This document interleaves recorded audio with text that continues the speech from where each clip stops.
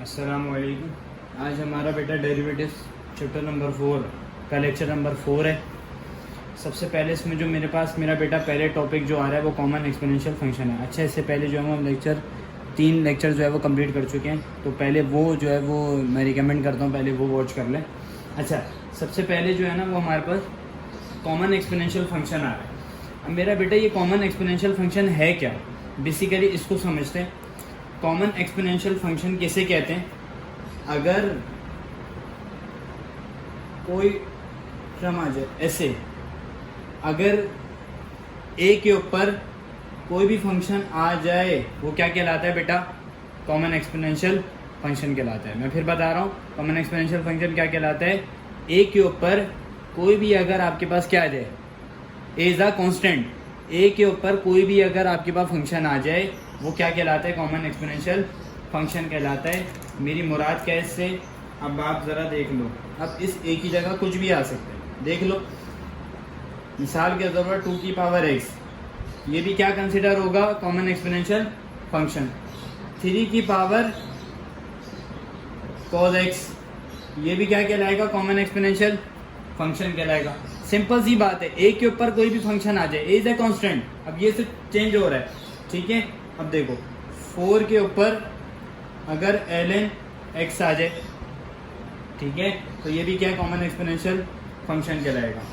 उसके बाद अगर 5 आ जाए, 5 की पावर आ जाए x स्क्वायर प्लस का 2x आ जाए, ठीक है, ये भी क्या है? कॉमन एक्सपोनेंशियल फंक्शन है। अब देख लो, अगर 6 के ऊपर x स्क्वायर आ जाए, ये भी क्या है? कॉमन एक्सपोनेंशियल फंक्शन है। बेटा ये बात समझ आई? ये बेसिकली कि सिंपल से क्या है? कॉमन एक्सपोनेंशियल फंक्शन कहलाता है। अब आ जाओ ज़रा नेचुरल, अभी इसके फॉर्मूलाज भी देख लेंगे। नेचुरल एक्सपोनेंशियल फंक्शन किसे कहते हैं? अगर e के ऊपर कोई भी फंक्शन आ जाए, e के ऊपर कोई भी फंक्शन आ जाए वो क्या कहलाता है? नेचुरल एक्सपोनेंशियल फंक्शन कहलाता है। अब ये यहाँ पर देखो, जैसे यहाँ पर कॉमन एक्सपोनेंशियल फंक्शन में था a के ऊपर कोई भी फंक्शन आ रहा है, अब a चेंज हो सकता है, ठीक है, 2 था, 3 था, 4 था, 5 था, कुछ भी था, लेकिन अगर नेचुरल एक्सपोनेंशियल फंक्शन आ जाएगा तो e सेम रहेगा, यानी बेस सेम रहेगी, पावर चेंज होती रहेगी, यानी फंक्शन चेंज होता रहेगा लेकिन e आपके पास सेम रहेगा। That is called natural exponential function. यानी मिसाल के तौर पर अगर आ जाए e की पावर x, अगर आ जाए e की पावर cos x, देखो e की पावर ln x, समझ रहे हो? और अगर आ जाए e की पावर x स्क्वायर प्लस का x हो जाएगा, ठीक है, और अगर e के ऊपर पावर आ जाए x स्क्वायर, ये क्या ट्रीट होगा? ये क्या कहलाएगा? नेचुरल एक्सपोनेंशियल फंक्शन कहलाएगा। अब ज़रा इनके फॉर्मूलाज पे आ जाओ, इनके फॉर्मूलाज देख लेते हैं कि अब अच्छा ये चीज़ तो क्लियर हो गई होगी कि कॉमन एक्सपोनेंशियल फंक्शन और नेचुरल एक्सपोनेंशियल फंक्शन क्या है, ठीक है। अब इनके फॉर्मूलाज है, देखो ये जर्नल टर्म लिखी हुई है a, उसका ऊपर कोई पावर में कोई फंक्शन लिखा है। अब इसका डेरिवेटिव फार्मूला देख लो कॉमन एक्सपोनेंशियल फंक्शन का। क्या कहता है derivative formula for common exponential function? कह रहा है कि डेरिवेटिव अप्लाई हो रहा है कॉमन एक्सपोनेंशियल फंक्शन के ऊपर, तो क्या करो, कॉमन एक्सपोनेंशियल फंक्शन को एक दफ़ा एज इट इज लिख दो, कॉमन एक्सपोनेंशियल फंक्शन को एक दफ़ा एज इट इज लिख दो, उसके बाद ln अप्लाई करो किसके ऊपर? उसकी बेस के ऊपर। क्या करो, कॉमन एक्सपोनेंशियल फंक्शन एक दफ़ा एज इट इज लिख दो, ln अप्लाई करो उसकी बेस के ऊपर, देन क्या करो, डेरिवेटिव अप्लाई कर दो जो पावर दी हुई थी ना, यानी जो फंक्शन दिया हुआ था उसके ऊपर। बात समझ आई?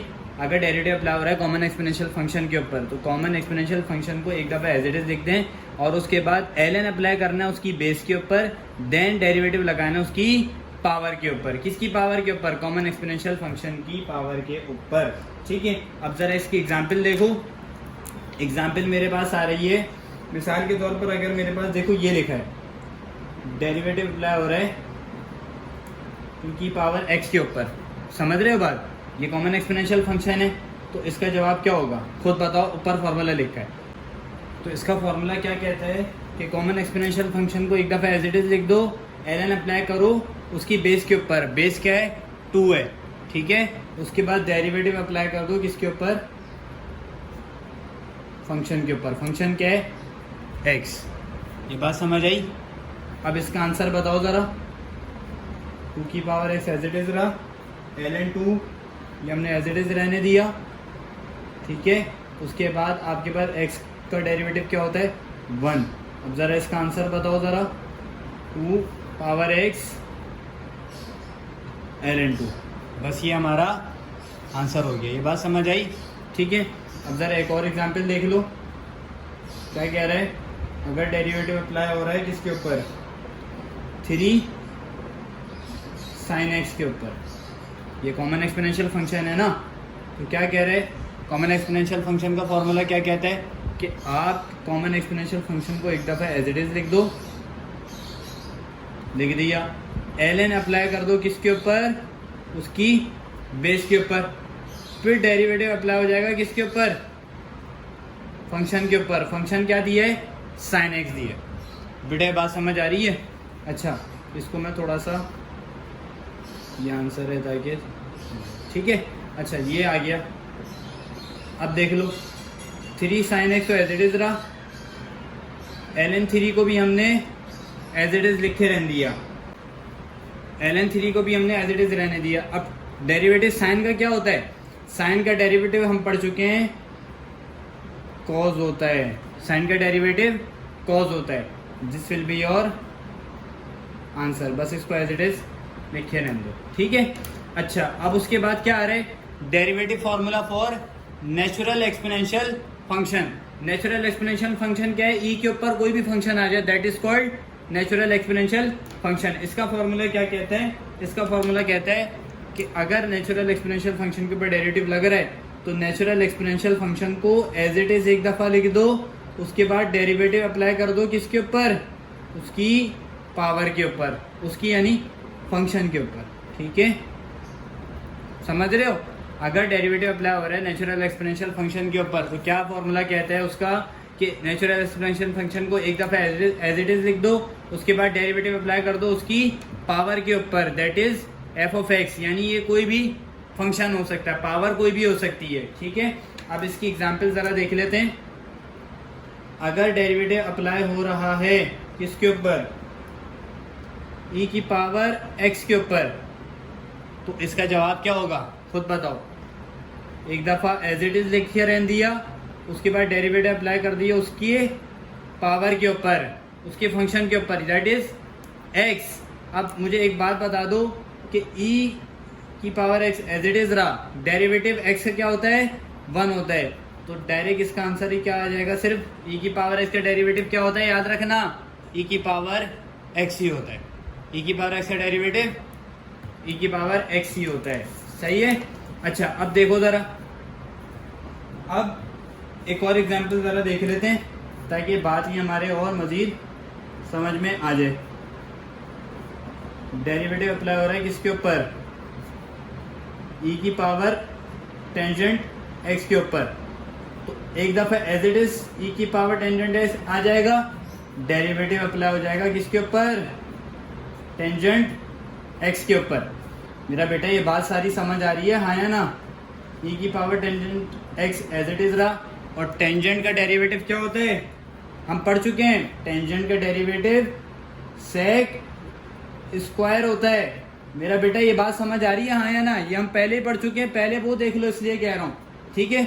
लेकिन एक बात और, सेक स्क्वायर एक्स तो होगा लेकिन दोबारा एंगल के ऊपर डेरिवेटिव लगता था, टेंजेंट का एंगल क्या है एक्स है, तो क्या आंसर आएगा, ई की power tangent as it is sec square x as it is, और एक्स का डेरिवेटिव क्या होता है 1 होता है, इसलिए मैं उसको लिख नहीं रहा। This will be your answer. समझ आया।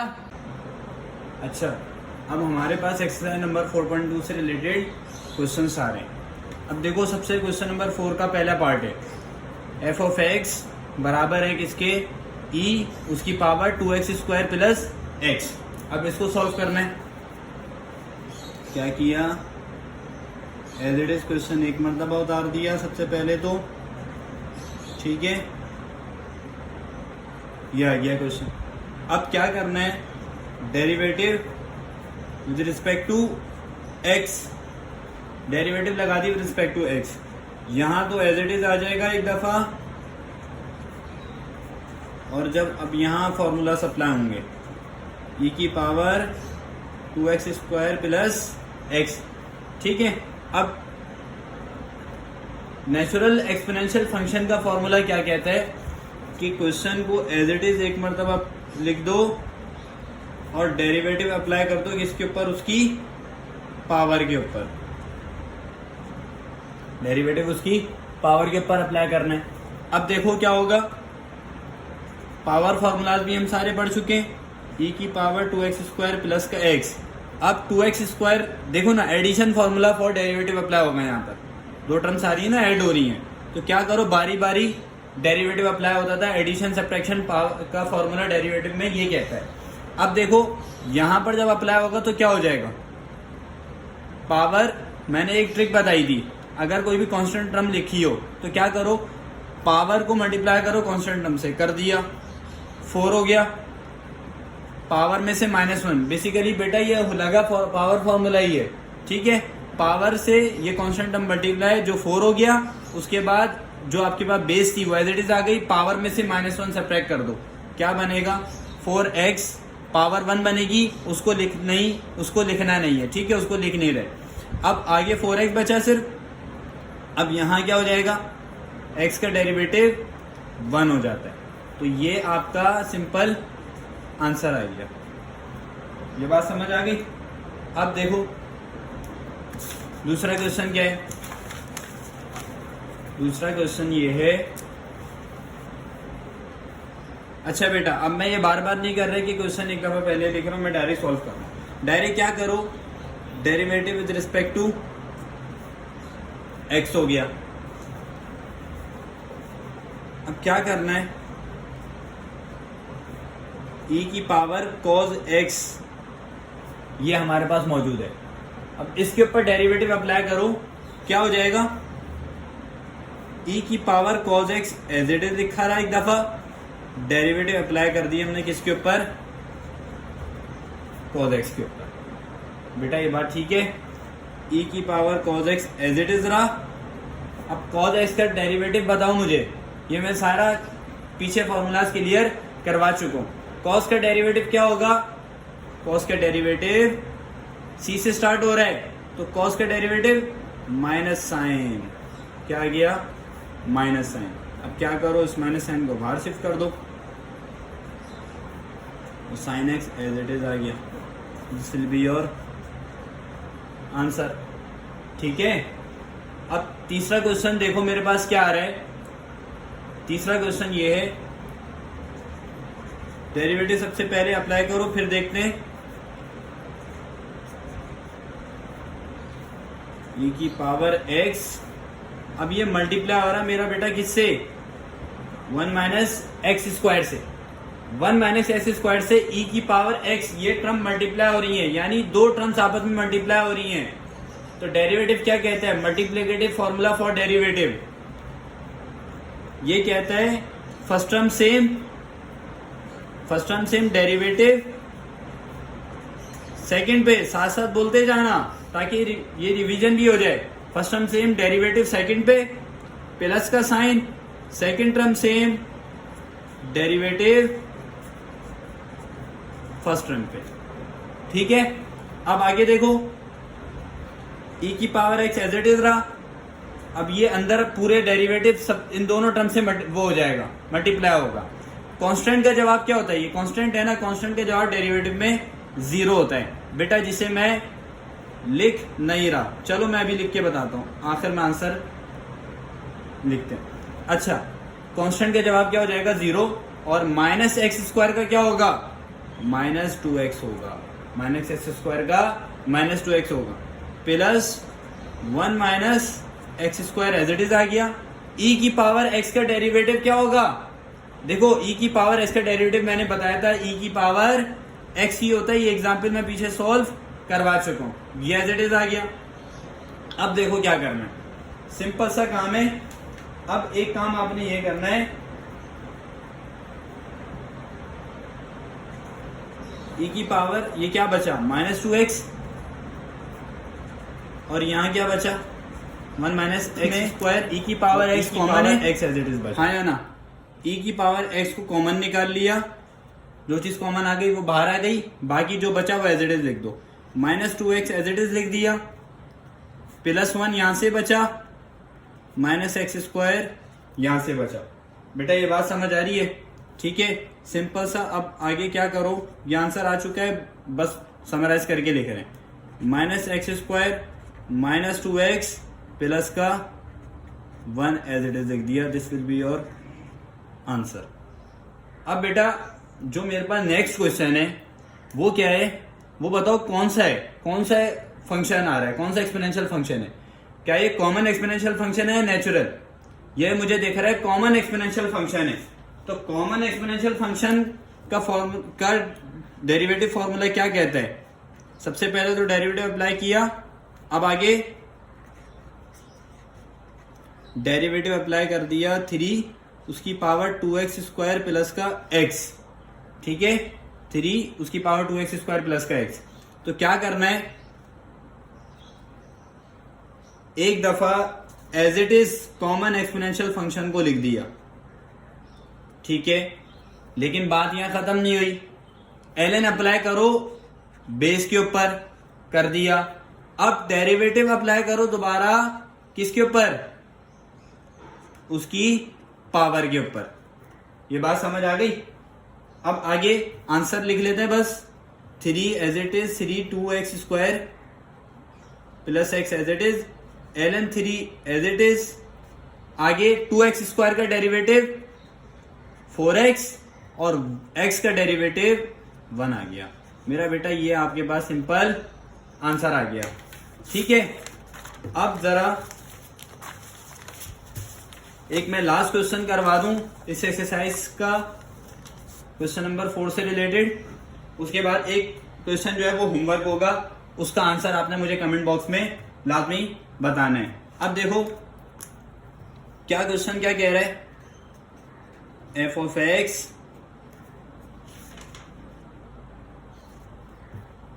e power x minus 1 e power x plus 1, e की पावर x माइनस 1 e की डिवाइड बाई e की पावर x प्लस 1। अब क्या करो, derivative with respect to x, e की पावर x माइनस 1 e की पावर x प्लस 1, इसके ऊपर डेरिवेटिव हमने अप्लाई करना है। अब सबसे पहले तो क्या करना पड़ेगा मेरा बेटा, मुझे यहां दिख रहा है सबसे पहले division formula for derivative apply हो रहा है, हाँ या ना। अब डिवीजन फॉर्मूला फॉर डेरिवेटिव क्या कहता है, जो चीज डिनोमिनेटर में है उसको न्यूमरेटर में एक दफा एज इट इज लिख दो, लिख दिया। अब डेरिवेटिव अप्लाई करो किसके ऊपर, डेरिवेटिव अप्लाई कर दो न्यूमरेटर के ऊपर, कर दिया। माइनस साइन लिखो और फिर न्यूमरेटर को एक दफा सेम लिखो और डेरिवेटिव अप्लाई करो किसके ऊपर, डिनोमिनेटर के ऊपर, लिख दिया। लेकिन यहां फॉर्मूला कंप्लीट नहीं हुआ, डिनोमिनेटर का स्क्वायर भी ले लो, ले लिया, ठीक है। अब आगे सिंपल सॉल्यूशन है बस, e की power x plus 1 as it is. अब मुझे बताओ डेरिवेटिव अप्लाई हो रहा है e की पावर x के ऊपर, तो आंसर क्या होगा, e की पावर x का डेरिवेटिव e की पावर x, और कांस्टेंट का जवाब -1 है, तो कांस्टेंट का जवाब 0 आ गया, वो मैं लिख नहीं रहा। अब यहां पर क्या आ गया, e की power x -1 as it is, minus sign बाहर है, e की पावर x का डेरिवेटिव दोबारा e की पावर x, यही हो गया, और ये पूरी टर्म डिवाइड हो रही है e की पावर x प्लस 1 के होल स्क्वायर से। अब मुझे एक बात बताओ कि मैं e की पावर x को अंदर मल्टीप्लाई करा सकता हूं या नहीं,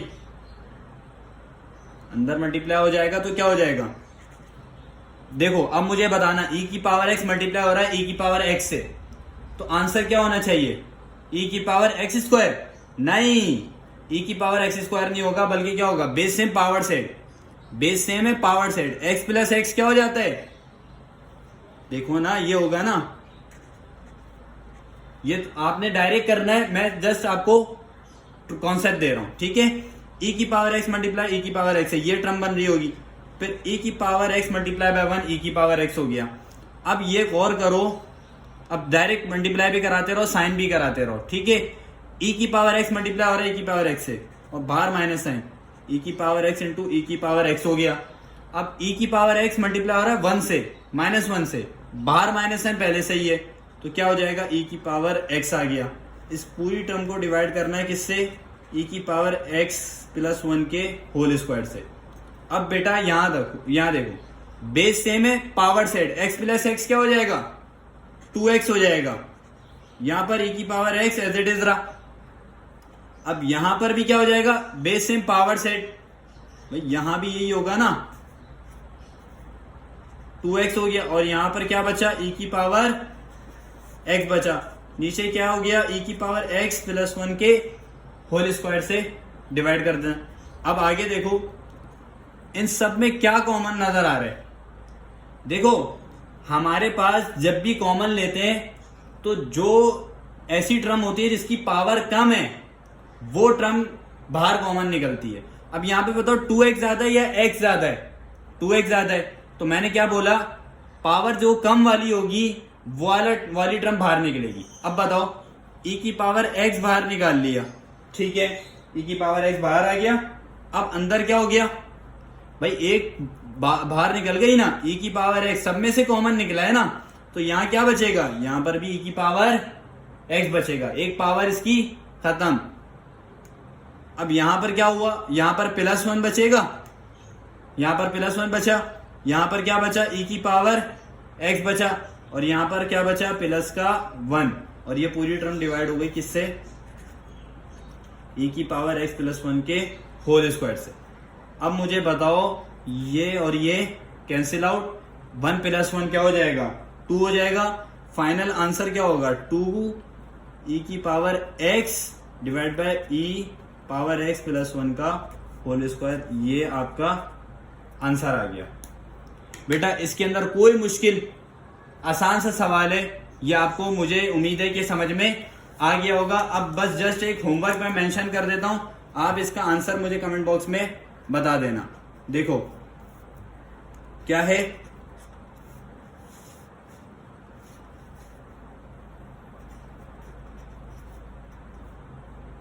e की पावर साइन x, और ये पूरी टर्म मल्टीप्लाई हो रही है कॉज x से। इसका मुझे आंसर मेंशन कर देना, ठीक है, और मुझे बता देना कि समझ में आ गया।